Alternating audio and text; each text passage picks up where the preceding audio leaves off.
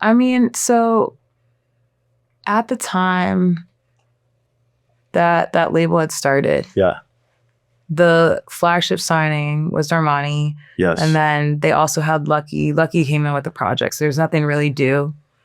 They have Van Jess. Those were the 3 acts on Keep Cool when I came in. Yeah. So Normani, it was like a lot of cooks in the kitchen. You've got Brandon at that time who was managing her. You've got Rock Nation is like A&Ring it. Rock Nation was A&Ring that? No. Domino's are, yeah. Oh, really? Early days. I mean, you're talking like, Jesus, when was Keep Cool launched? 2018, 2017? Yeah. So it was like on signing, like she was I remember. through S10. Yeah. Because that was his partnership. Oh, okay. So it was a lot of like cooks in the kitchen, not a whole lot to like wrap my arms around. Yeah.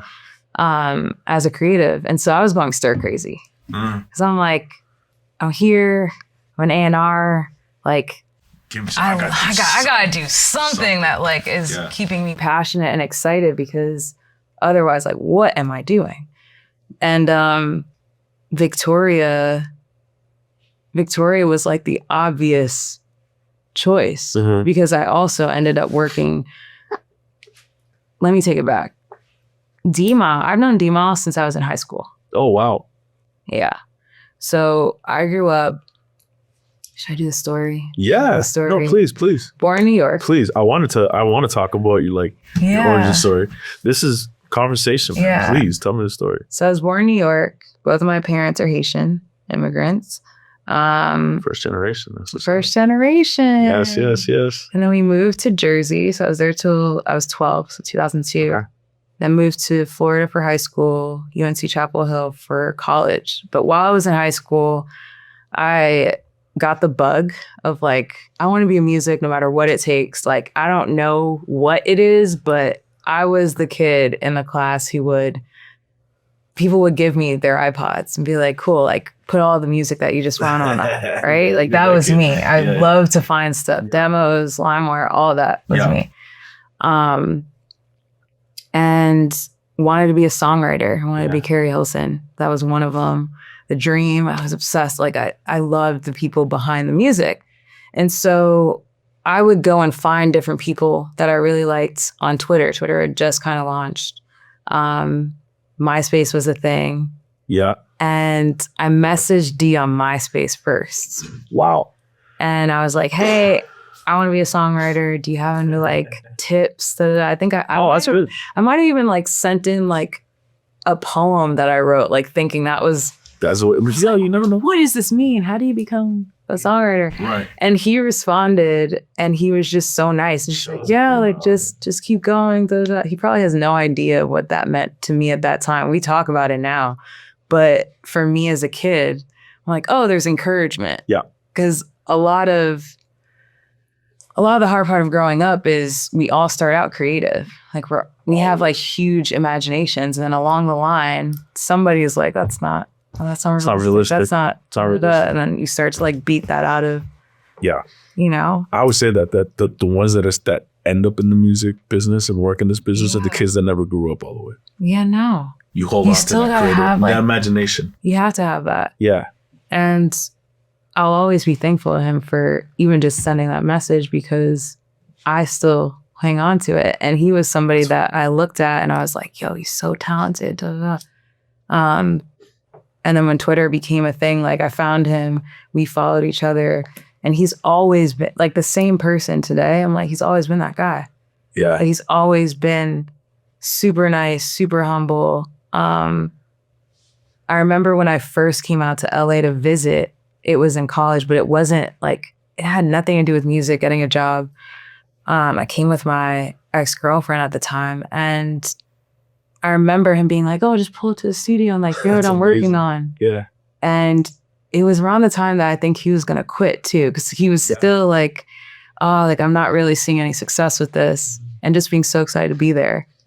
And then fast forward to Keep Cool, I walk in the studio for a playback, and I see Nat, and I see D-Mile, and Lucky, and they're playing Painted. And I'm like, you're here? And I'm listening to this, I'm like, oh my God, this this album is amazing. Yeah. Amazing. And yeah, and like you're working at Keep Cool at this time.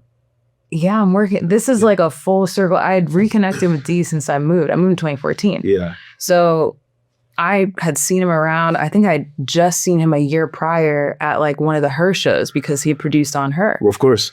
And I was like, oh, congratulations. Cause like things are happening for you now. Cause it's strange. Like even saying that, you're like now, like he's always been so talented, but now the guy is nominated again for Producer of the Year. That's like really moving. Yeah. Oh, you know what I like about him? And it's amazing. I've spent very limited time with him, but he has this energy that is like, it's like wide-eyed almost. Like he's just always excited and appreciative to be there. And like almost like kind of like caught off guard that he's D-Mop.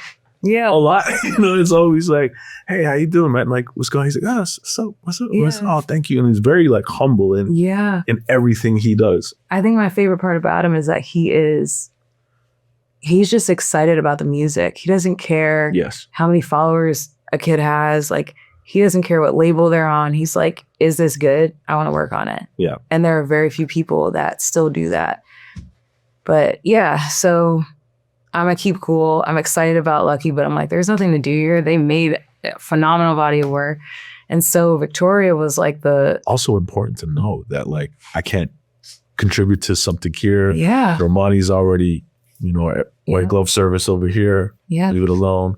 This project is done. Some people would try and like really try and push their way in. For what? But yeah. The project was perfect to this day. Love it. Perfect. Yeah, no, it was very much like she felt like the most obvious choice to me of everything that a superstar would be. I'm like, she can write her own music. She already has an identity in terms of her brand that she's identified. She made the binder.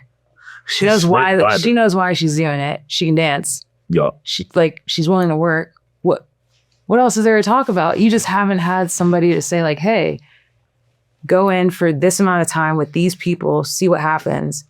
Basically a camp. Yeah. And yeah, it felt like a no-brainer. I'm like, I should sign her, help put the album together. We work on the marketing together. You put this out and then this is gonna pop. This will go. Yeah, for sure. And it was one of those things of like just the disappointment of wanting to sign and not getting like a clear answer. Yeah. And then eventually it was like, yo, like what's going on? Yeah. Can I sign her? Or like, no. And I remember Tendi telling me like, yeah, we already have Normani. Yeah.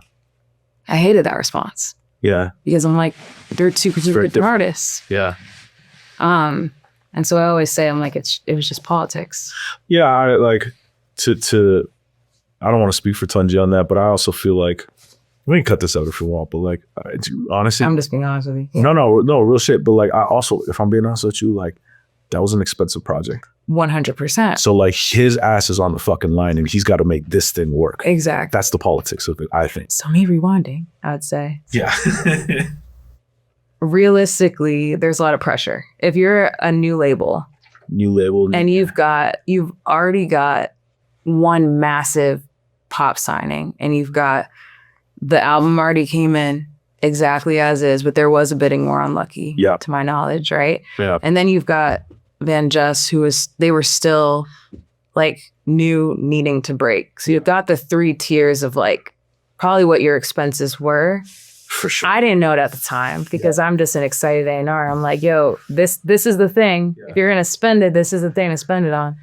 And it just not being something that they could do. And for me, it was like, well, I'm not gonna sit and not be a part of this at all. That's amazing that you did that. Yeah. And so you dipped, essentially. You left. You said, well, like, yeah. I'm gonna go work with Vic. If I can't sign this, I'm gonna go work with Vic. And went. Yeah. Wow. And she was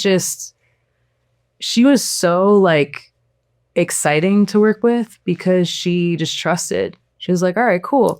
Like, I thought we were already doing this. Like, let's do it. I'll never forget. I was in the parking lot of D-Mall studio. Yeah. And I was like, so what do you think if I like managed you. Yeah. She's like, yeah, run it. Like, what are we Yeah, doing? what are we, I thought we were already doing it. Yeah.